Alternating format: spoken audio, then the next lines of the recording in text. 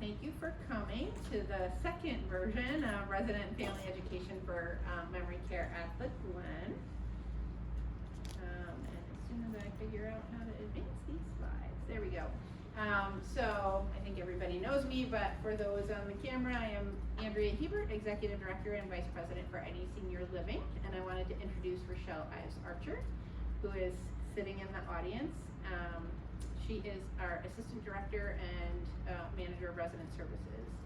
And then Debbie is with us. Debbie Buzanowski is Executive Director of Alzheimer's Services for St. Peter's Health Partners. And Cheryl, of course, from the Center for Philanthropy. So for the Glen's memory care, it really, to say, why are we doing this? It's really because of community need. So our residents here are part of that community. We see it every day in our independent living, in our assisted living, more and more need for memory care. And unfortunately, I think the numbers are growing with Alzheimer's and dementia across the system. In the community, there really are, in our community here in Queensbury, there's only 20 other beds of memory care. And then folks have to go either down south to Saratoga, I think there's 40 beds down there, or way up north. So really in Queensbury, such a limited amount. We had a market study done back before we started developing this project, and there was a need for over 100 beds in this area. So there truly is a community need. Being the Vice President for Eddy Senior Living, I got to work with this wonderful person, Debbie Buzanowski, who at the time was directing one of the Eddy's memory care programs, Marjorie Doyle Rockwell Center. And so the Eddy's memory care program is all about resident-centered programming. It's all about the residents. So Debbie will explain that more. We also wanted to kind of put that into the building as well. So we spent a lot of time working on making sure that our memory care center was really resident focused. So combination of the architect who we worked with, Architecture Plus, utilized an environmental gerontologist specializing in Alzheimer's and dementia for the space design itself. And we also did a lot of tours of other memory care centers. So the architects were right along there with us. Rochelle came to a couple as well. And we tried to take the best of everything that we saw and put it together in one program in our design. The environmental gerontologist really was recommending kind of a newer concept, which is really making every resident space, including what you would consider a hallway, really a resident activity space.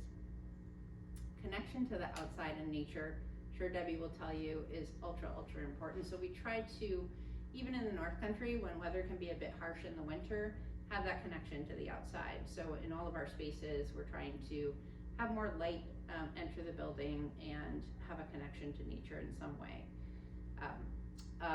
Home-like kitchen. So we have a secure prep area, but we wanted our dining area to be more like a kitchen. That is where people are going to feel comfortable, as they did in their original homes. Multiple resident activity spaces throughout the building. So you'll see the diagram. I know a few of you, many of you have been on the tour already, have seen that we have activity spaces throughout all of the hallways, and every single community space is geared towards our residents. Lighting, which is sensitive to memory care needs as well. Can I ask a question about Sure. home-like kitchen? So what does that mean? Can they go make something themselves? So yeah, we'll have, so not make it themselves in terms of, access to the stove, which could be a little dangerous, right? But definitely activities in the kitchen to make, might be a batch of cookies. So it really depends on what folks feel like doing, and but in terms of the dining experience, so you'll be going up to, a counter that's similar to a counter that you might have at home to get served your meal out of, some pots that are sitting on the counter. It is a heat induction counter, so So it's not hot to the touch, but it will heat up those pans. So just kind of residential refrigerator, you know, Okay. everything looking residential, not commercial, not institutional. So this is a really small diagram, and I don't think I can make it bigger on the screen, but basically you can see through these areas. This is an activity space, this is an activity space, all of that kind of, I think it's greenish color are activity spaces. So activity space, den, sunroom, dining space, multi-purpose, porches, woven throughout. So Debbie will talk about kind of the resident tendency to wander, and that will help kind of catch their attention along the way. Each of those areas also, so each of these areas here have corner cabinets that will include activities that are geared towards the residents who might live in that area. So we will truly be resident-centered. And then access to outside space. So we'll have a beautiful walking path outside that will have many trees, gardens, sitting benches, be able to meander or kind of go straight across. A really nice outside sitting area with dining space. We're also intending to do some planting areas for residents. And then, as you can see, entry here, entry through the dining room, and entry on the other side as well.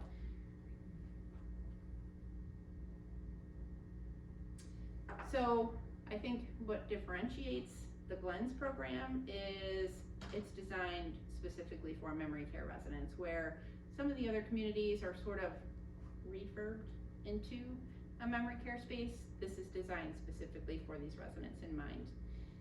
Resident focused, so the activity spaces will be resident focused, and you know, all of the spaces have been designed that way. Walking and outdoor activity areas, very purposeful landscape design, connection to the outside that we already talked about, and then that lighting, the sound, aroma sensory planning for memory care. The Eddie's approach, which Debbie will talk about, and this is a great segue into her piece here, is really what makes it, it's not just about the building, it's really, in fact, it's very little about the building, it's more about the staff who are providing the care and the training. So to more formally introduce Debbie, she's a nationally certified dementia practitioner, Alzheimer's and dementia trainer with over 20 years experience working with, pretty soon you'll be able to say 30. It is 30. Thanks, Andrea, for reminding me. Yeah, we'll have to update that slide. Experience working with people with Alzheimer's disease, their caregivers, and long-term care systems. Debbie has created and delivered hundreds of curriculums and programs for diverse audiences, both locally and nationally, all with a strong focus on person-centered philosophies and care practices. Currently, Debbie serves as the Executive Director for Alzheimer's Services for St. Peter's Health Partners. In this position, she oversees the Alzheimer's education, programming, and service integration across the system. So I will get you to that spot and take it away. All right. So, you know, when we start talking about what is memory care, because we have assisted living, so really what is the difference? It's an assisted living, right? Yes and no. So memory care, and what the Glen's new program will be called, there'll actually be a SNARL, which is a special needs assisted living residence. And a SNARL is designed for a particular population. In this case, it's a memory care population. So in the SNARL, in this memory care community, it's 24-hour care. Yes, assisted living also has 24-hour care, but here that 24-hour care, again, is designed specifically for that memory impaired resident with that person-centered focus. Okay, so in a memory care, we know who's gonna be up, who's gonna be coming out in the middle of the night, what programming we'll be doing with them. They'll probably be helping fold some clothes, or what late night show we'll be watching, because of this idea of understanding and knowing who's living here in our building, So the care, again, 24 hours, there's going to be aides and nurses there 24 hours a day to provide that care, but again, very specifically, very person-centered. The programming that's going to be done will also be designed for our memory impaired residents. So our activities, the programming, everything is done so that people with a wide range of cognitive abilities can participate. One of the things that we do see is that sometimes as someone is moving through the disease process, one of the big tip-offs is they can't continue or stay in an activity or program in an assisted living or an independent because they're not able to process as quickly, so they can't get the answers in trivia as quickly, or because of the disease process they're not able to follow the program, and so maybe they speak out of turn, or they're doing something where the other residents, oh, you know, she's making noise, she's dancing, the activities and programming in memory care are done specifically for folks with memory impairment. The staff that's going to be working over in the memory care will be specifically trained on dementia care techniques and tools. Assisted living also does do training. This will be a much more in-depth training of the different techniques that we use to help de-escalate, or how to redirect, or how to engage a resident. So the staff will be trained very specifically on dementia and Alzheimer's.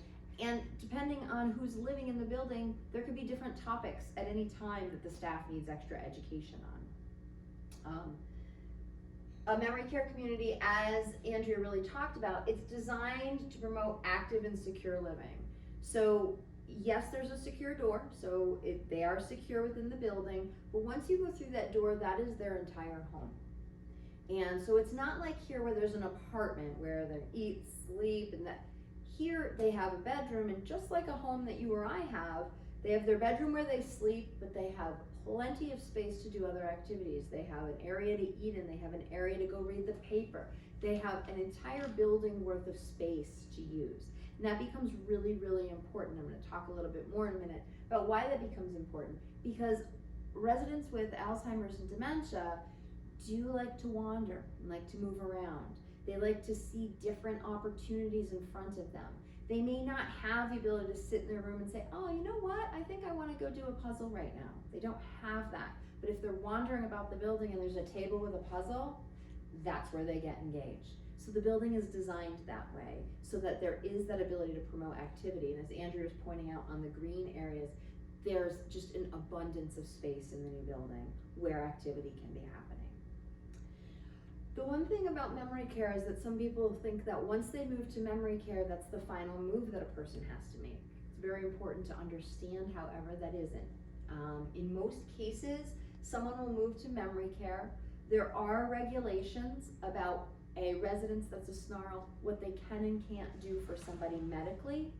So as the disease moves forward, in most cases, a person will have to move on to a long-term care facility for complete and total care. Okay?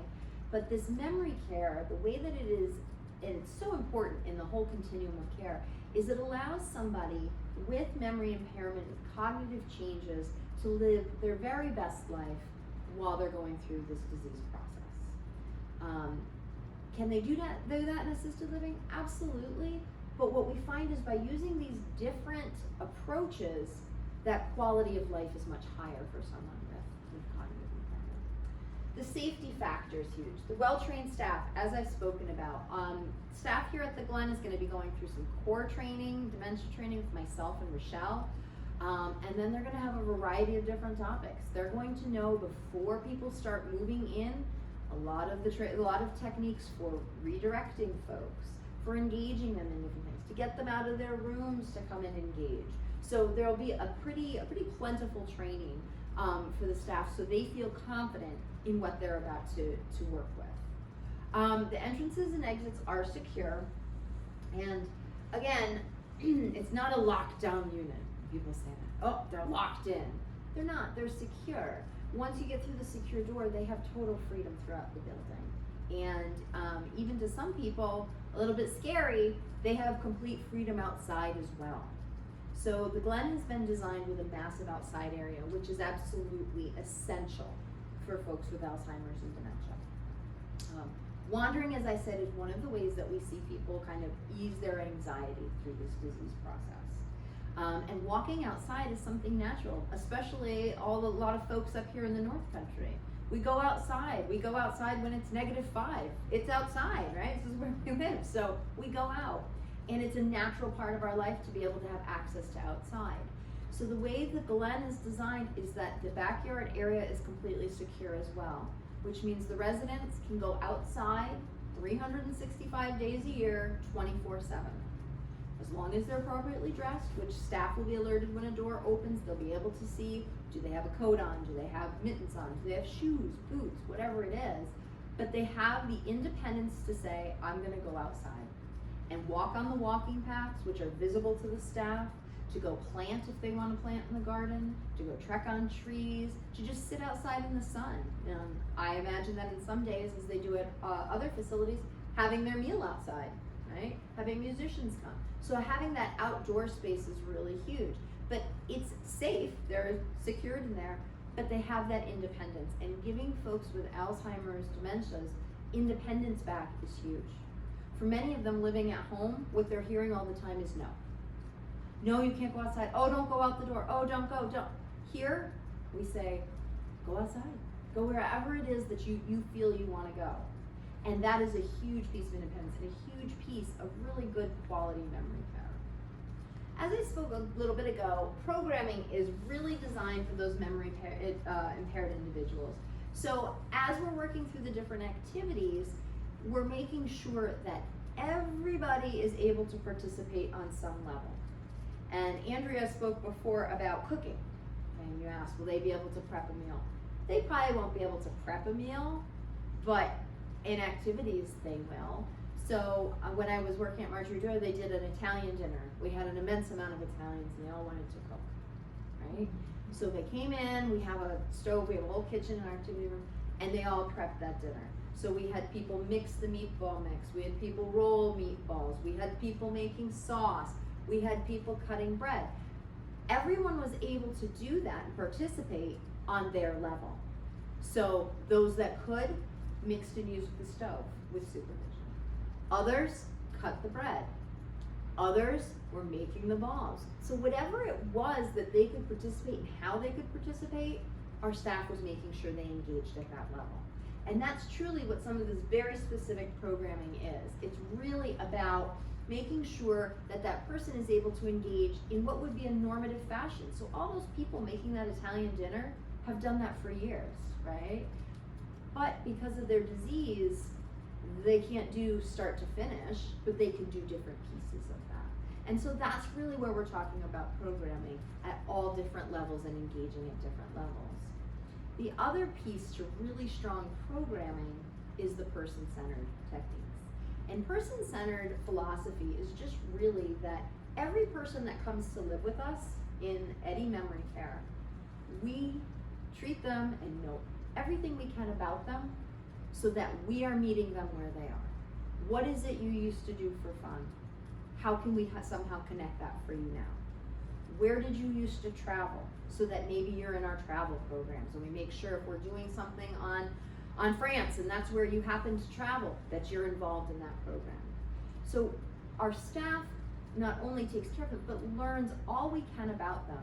We do life history books with the families before people come to live with us, so that we find out what is it that was important to them. Is it still important to them now as the disease moves forward? And how can we make sure that that happens and that we connect with that? So again, our programming is not only just our trivia and movies, it's how are we connecting our folks that live with us? Better still, how is myself, someone working there, connected to someone? So we've had staff that traveled and came back, and we found out that somebody else lived there. They have a beautiful connection, they shared pictures, they talked about it, they did a presentation about where they went. That's person-centeredness, making sure that person feels involved.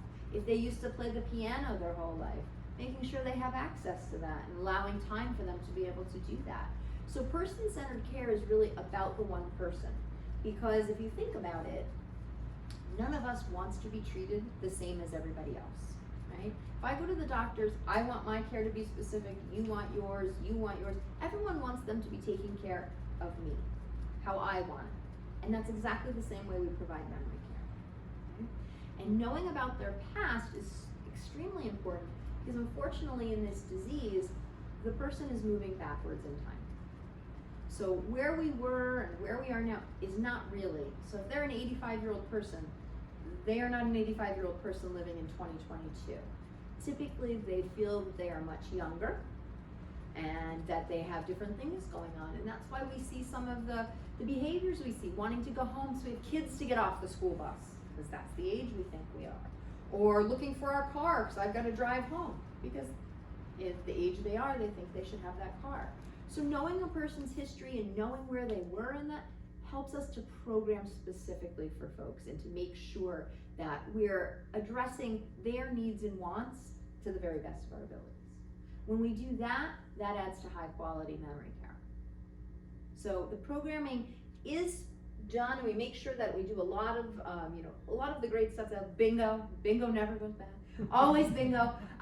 But we do all those large group activities, but we make sure we're peppering in all that special stuff so that we can engage folks and make sure that they're living in the home that they're in at their very highest level.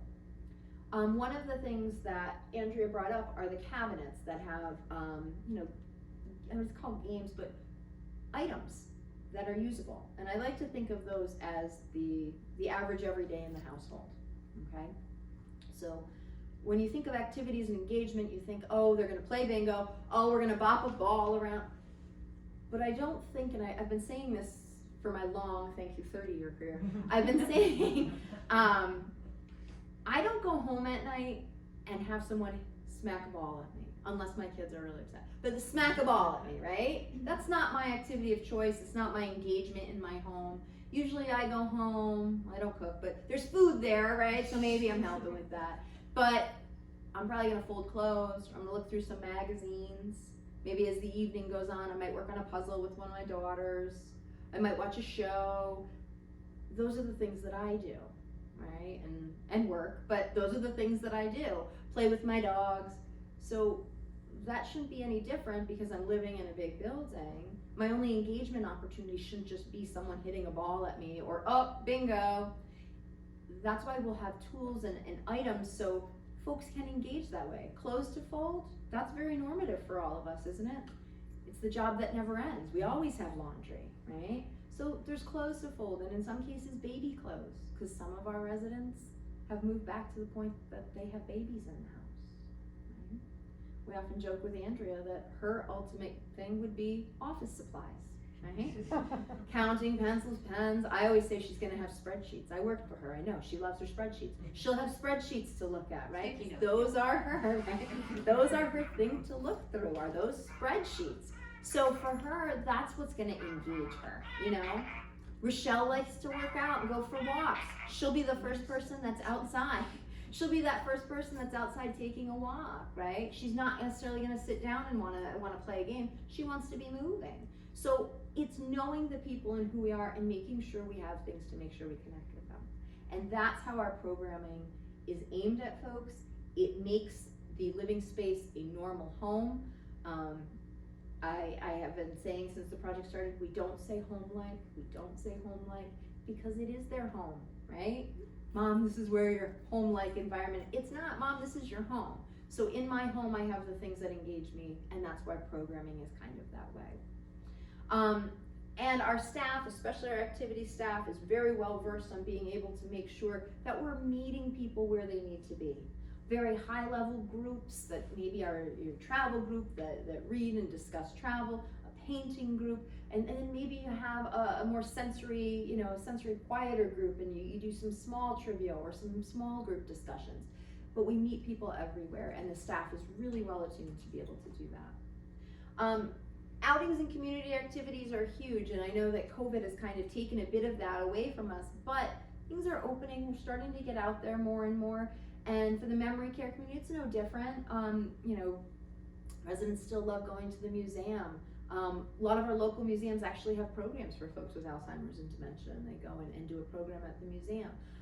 Going out for ice cream, again, the normative things, packing into the van and heading out to go get your soft serve, right?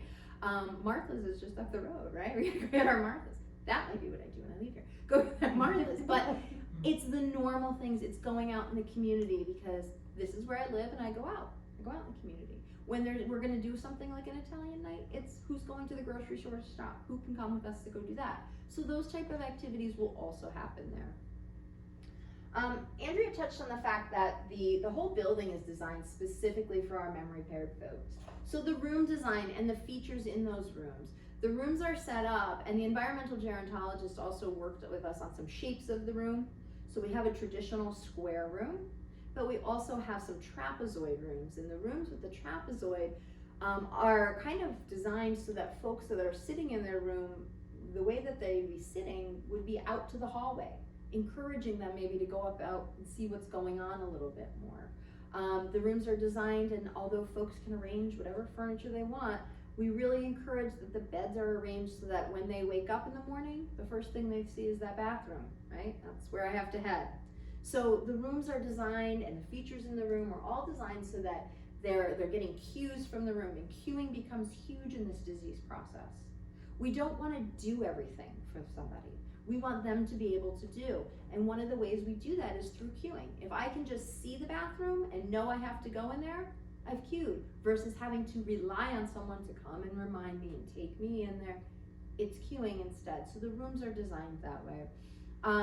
As I said, the grounds are enclosed. The wandering path, you're gonna just constantly loop. So a person can continue to walk without getting lost. Staff will have the ability to have eyes on them while they're walking and be able to see. But the benches, to be able to walk and sit down. Maybe it's too far to walk the whole path, but I can sit here and catch my breath before I come back in. And again, everything designed so that someone can be independent outside. You wanna go play in the garden, go play in the garden. There's not gonna be any plant in there that's gonna hurt you if somebody picks something. We garden at one of our sites, and usually people come in, they got their tomatoes in their mouth, or they're breaking off something else. That's okay, it's designed that way. It's designed for people with memory impairment. That's what you do. That's what I do usually when I'm in the garden too. The other thing is that there's a lot of guiding features to assist in wayfinding. The first thing I'm always asked is told, my mom will never find her room. Well, anytime any of us goes to someplace new, it's a little tricky. However, the way that this is set up, there's different color areas, okay, so it kind of helps guide us down that area. And you wouldn't believe, but in the actual disease process, wayfinding and mapping of locations is not necessarily as destroyed as people think it is.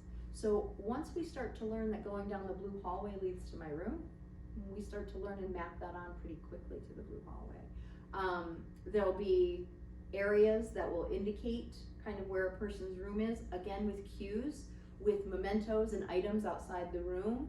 So it may be a picture of my family. It may be some little, tchotchkes that we all have that are important to us. It might be pictures of my dog, whatever it happens to be. And that would help me say, oh yes, that's my room right there. So there's gonna be cues within the environment to help us wayfind as well. So sometimes people are often asked, why would someone go from assisted living to memory care? Or why would I skip assisted living altogether? Well, there's a couple reasons. And when someone's living in assisted living, what we may see is that they're physically not able to move around the campus as a whole as much, which they may need a smaller environment. They may be much more successful if they're only moving down one hallway into the dining room or around, or they're not getting lost. One of the things I often hear is we have residents getting lost in the facility, or at night locking themselves out and wandering and not being able to get back. When folks are having difficulty with that, or they're not able to do their personal care, and it may not be that they're physically not able to do their personal care, the automatic step-by-step of what comes next in that memory care becomes the big issue. So they could physically get themselves dressed, but their brain is not processing what comes next, what's the next step. And even though you may lay something out, that may not be the cue enough.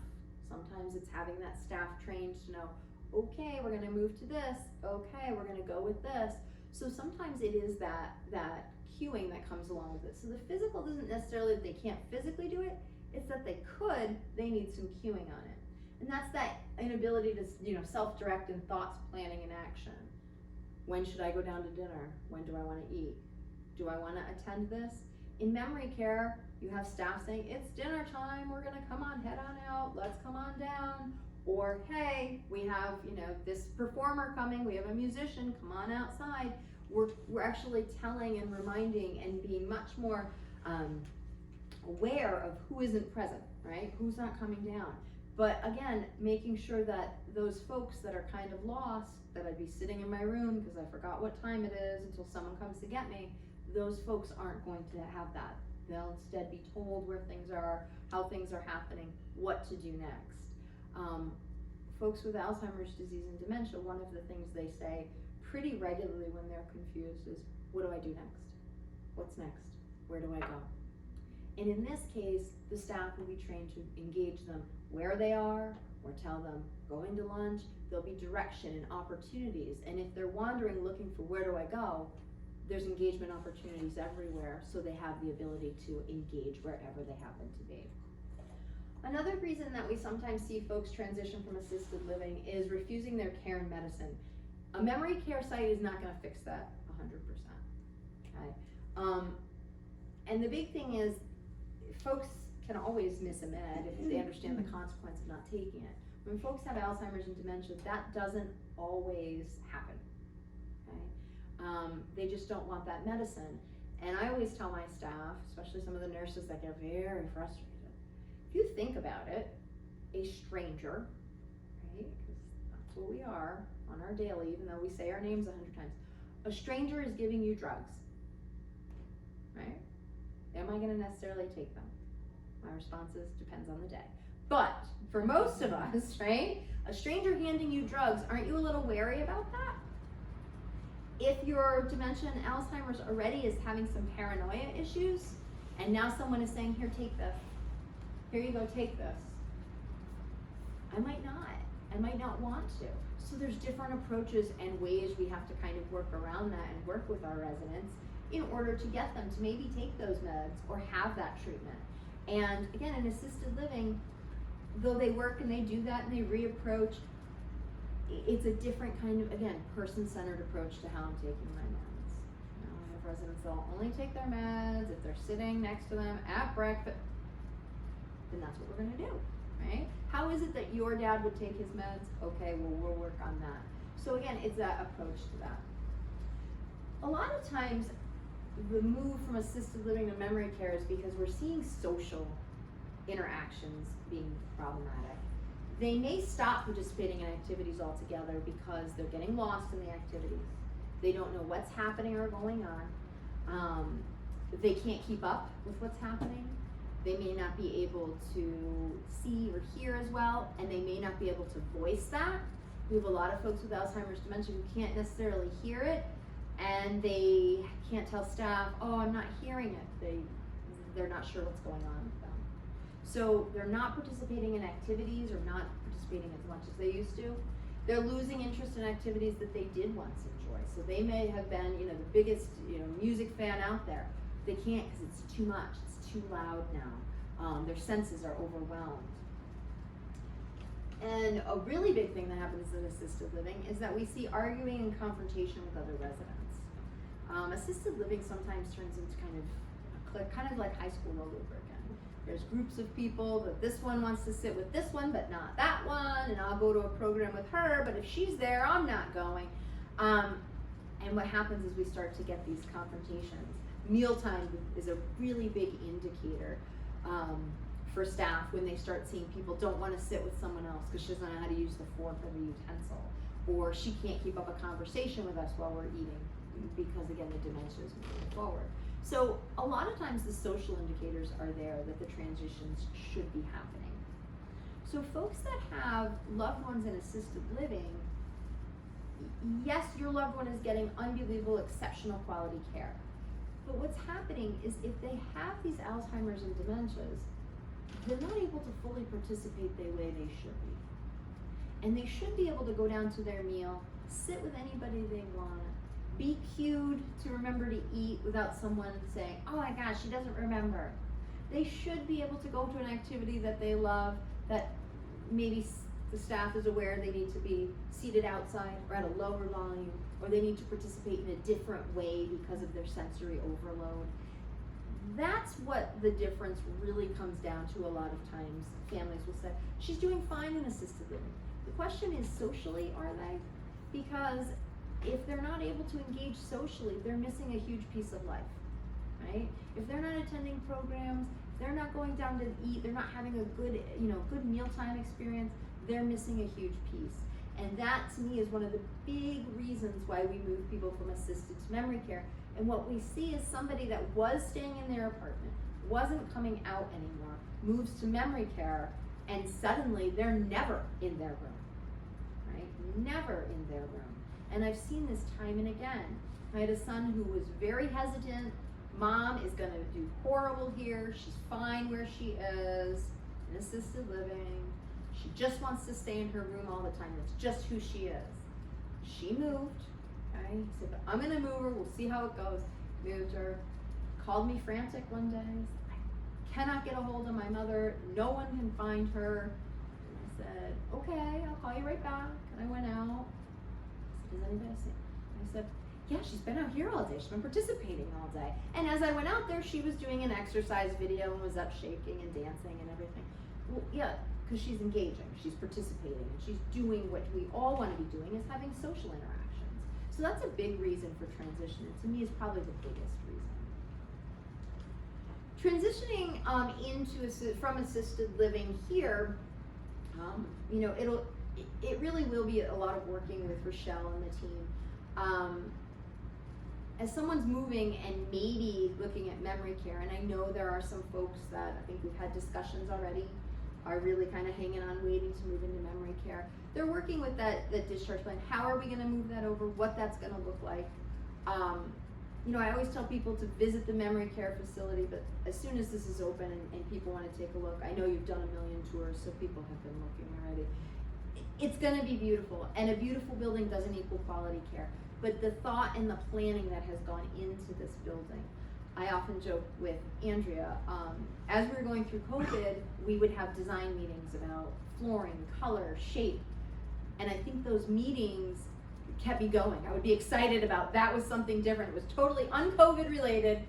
We could look at what color do we want to put on the wall, right? And that is a lot more fun than dealing with the Department of Health and what we're doing here in the building. So everything is so planned and so beautiful. It's going to be a beautiful, seamless transition, I believe, for people that are currently here in the assisted living. You can look in other memory care facilities. You'll be traveling to do that, but really here, this is built specifically with our Eddie Memory Care philosophy, and just a lot of love and attention's been put into it. Do you tell somebody that they're going to move? It really depends if you think they're going to be able to handle that information or how they're going to handle that information. For some people, I've had families say, oh my God, my mother's going to be horrible, so she's going to hate us. And she never missed a beat. She got out of the car, came into our building, went into the back, saw her new room, and nothing changed, right? I also have family members that are walking in and they're angry at their loved one for moving them, and they don't want to talk to them 2 weeks. And then 2 weeks later, we're perfectly fine. So transitions are different for person to person. Sometimes showing them where they're going or having them take a look is a really big step, and having it here on this campus would be would be ideal for that, for them to take a look. And then your moving day, stuff's moved over. Sometimes it's easier to move the person when they have their own stuff is over there, so they can move and see the room is set up with their stuff. And it takes adjustment, I'm not gonna lie. Those ones that just kind of seamlessly go through, that's great. Others, it can take weeks. We say sometimes 4 to 6 weeks for an adjustment, for them to get used to new staff, the new room. If they're coming from an apartment here, they're coming from an apartment to a bedroom. If they're coming from the community, and that's coming sometimes from a house to a bedroom. So it's just gonna be an amount of adjustment, and sometimes the person's mad at you and doesn't wanna talk to you for a little bit, and that's okay too. We deal with that. Staff will just call you and let you know how everything's going. Mom doesn't wanna talk to you, but we'll let you know she's doing great. And the staff really will handhold through that transition process. Are there any questions? So in regards to furniture and things like that, Mm-hmm. are there any recommendations of things that we can't have, can have? Like an adjustable bed, is that allowed? I heard that there are some restrictions on what you can and can't have. Yep, there are restrictions on things like that. Now, the Glen Hiland Meadows will have furniture that you can use while you're there, or bring your own from home. An adjustable bed is a no. It's got cords, wires, and someone with Okay. dementia may have a Okay. safety issue with that. Okay. The size of the bed, you have to think about the fact they're moving to a room. What's the size of the room? 14? 20 by 16. Yeah. 20 by I think Yeah. Okay. So you're looking at a bed, you know. Yeah, like you- she currently has a queen. She's here in Independent, and I'm debating whether to get everything new, with like personal things that you put in Yeah, the or room. put a different bed in there with some of her own stuff. I mean, we see both of that, just for that, the factor of seeing, you know, having something that is hers, that's Right. personal to her. But when you move to a smaller bed size, it allows for more space in the room for them to move, so it's often a safety thing. Right. So we encourage that. But everybody's gonna be different, you know, what's gonna fit, what's not. Are you gonna have a massive armoire or huge, you know, piece in there? Right. Probably not. And again, as this disease progresses, what we see are people go through their belongings, pack all that stuff up. I mean, so we see people sometimes move in tons of mom's stuff, and then 2-3 months later, we're taking it home because she keeps packing it or giving it away to everybody, or is constantly rummaging through it and won't leave the room because there's just so much of her stuff there. So I assume like a little refrigerator's a no-no. No Kettle's refrigerator. a no-no. What is a no? Electric kettle that shuts No. off. But, Okay. and this is where the kitchen becomes, it's not gonna be just for activities. The kitchen has a refrigerator, so if she has special milk or special soda, it'll be in the fridge and it'll be labeled her, and she can go right to the kitchen. So and I get could it. buy, like she likes her mint chocolate chip ice cream. Yep, I it could could be in get the her freezer. that and put it, okay. Store it in the freezer, you got it. Okay. Yep. So that kitchen is their kitchen. We usually put, you know, people have stuff that we keep up in the cabinets, you know, their cookies and their little snacks and stuff. Keep them up in the cabinet labeled so that there's not food in the room, Okay. to bring in.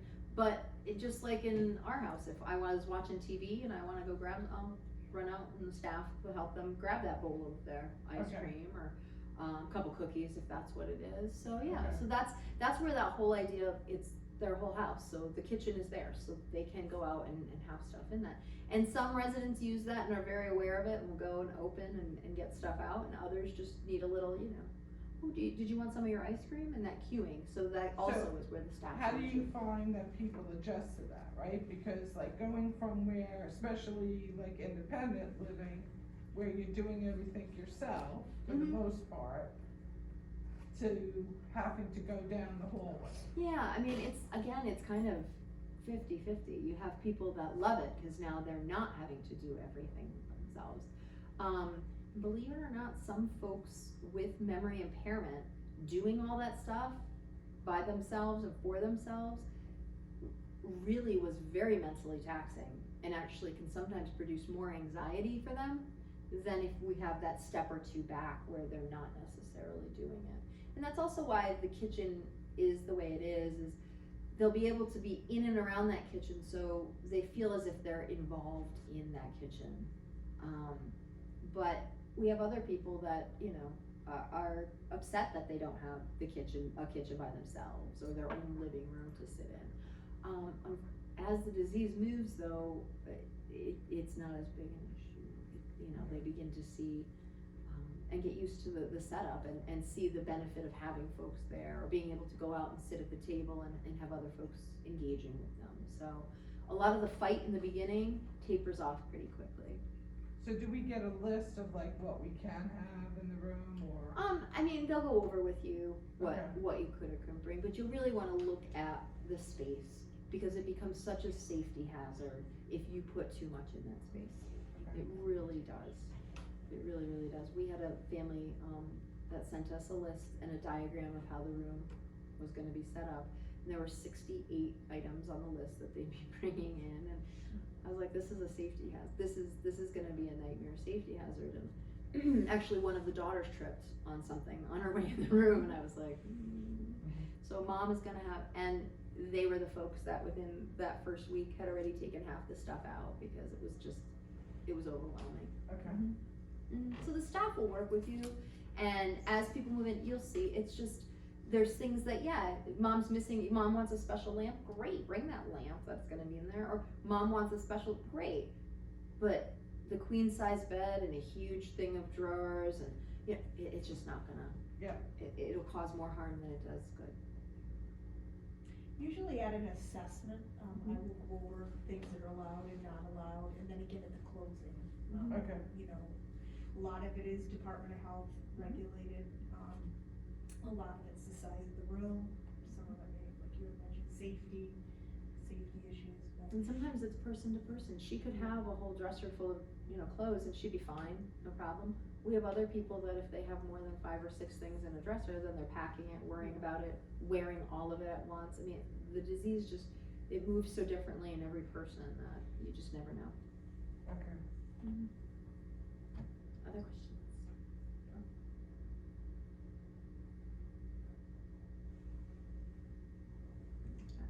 All right, There you go. thank you very much, thanks Debbie, and thanks for everybody coming, and we are here for questions. Yes. Send you a Thank you. Very nice. That will be out on YouTube.